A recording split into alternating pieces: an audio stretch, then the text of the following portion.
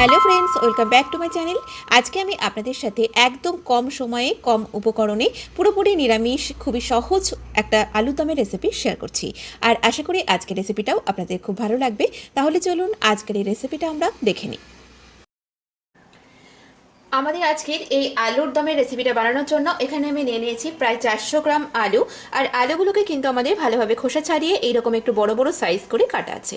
তো এখন আমি এই আলুটাকে বিভিন্ন রকম উপকরণ দিয়ে ম্যারিনেট করে নিচ্ছি। প্রথমেই এর মধ্যে আমি দিয়ে দিলাম কিছুটা পরিমাণ আদা কাঁচা লঙ্কা বাটা। এর মধ্যে আছে 1 ইঞ্চি মতো আদা আর 4টে কাঁচা লঙ্কা একসাথে পেস্ট করে নিয়েছি, সেটা দিয়ে দিলাম। দিয়ে দিচ্ছি এর মধ্যে হাফ চা চামচ জিরে গুঁড়ো, 1 চা চামচ দিয়ে দিলাম ধনে গুঁড়ো, দিয়ে দিচ্ছি এর মধ্যে হাফ চা চামচ রেড চিলি পাউডার, ঝালের পরিমাণটা নিজেদের স্বাদ মতো অ্যাড করবেন। হাফ চা চামচ দিলাম হলুদ গুঁড়ো, দিয়ে দিলাম এর মধ্যে 1/4 চা চামচ মতো গরম মশলা পাউডার, স্বাদ মতো লবণ দিয়ে দিলাম। দিয়ে দিচ্ছি এর মধ্যে কিছুটা পরিমাণ কসুরি মেথি।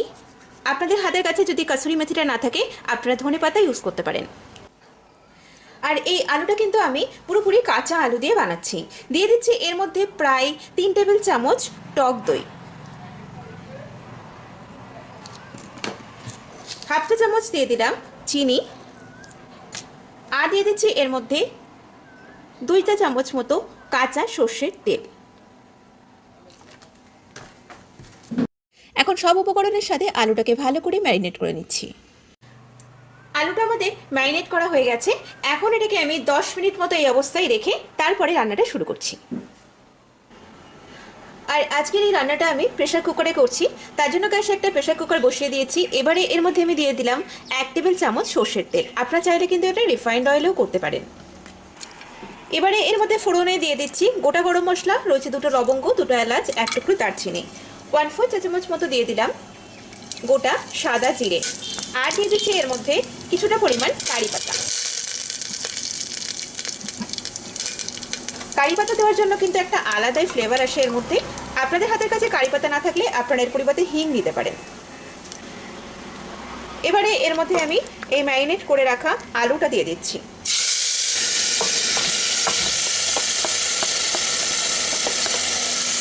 মশলার বাটিটা দিয়ে সামান্য পরিমাণে একটুখানি জল দিয়ে দিচ্ছি, দিয়ে তেলের মধ্যে এই আলুটাকে একটু কষিয়ে নিচ্ছি।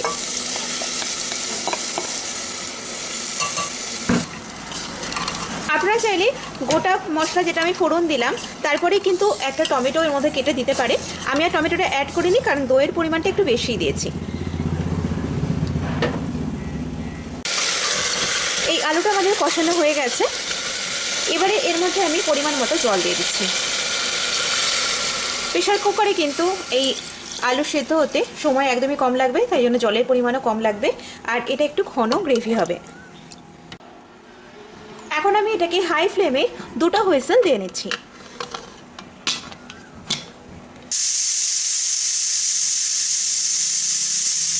কিছুক্ষণ পরেই প্রেসার কুকারের ঢাকনাটা আমি খুলে দিলাম। দেখুন আমাদের এই আলুর দম কিন্তু পুরোপুরি রেডি হয়ে গেছে, আর গ্রেভিটাও একদম ঠিকঠাক তৈরি হয়েছে।